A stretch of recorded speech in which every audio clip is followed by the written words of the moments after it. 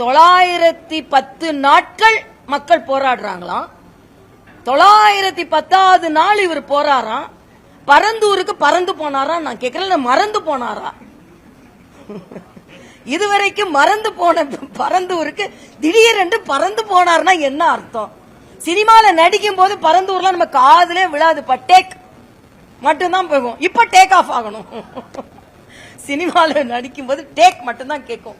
பரந்தூர்ல மக்கள் ஓலம் போட்டுட்டு இருப்பாங்க, அப்பெல்லாம் கேட்கவே கேட்காது. அங்க முடிச்சிட்டு இங்க டேக் ஆஃப் ஆகணும், இங்க ஒரு டேக் ஆஃபுக்காக அங்க போயிட வேண்டியது. என்னப்பா இது?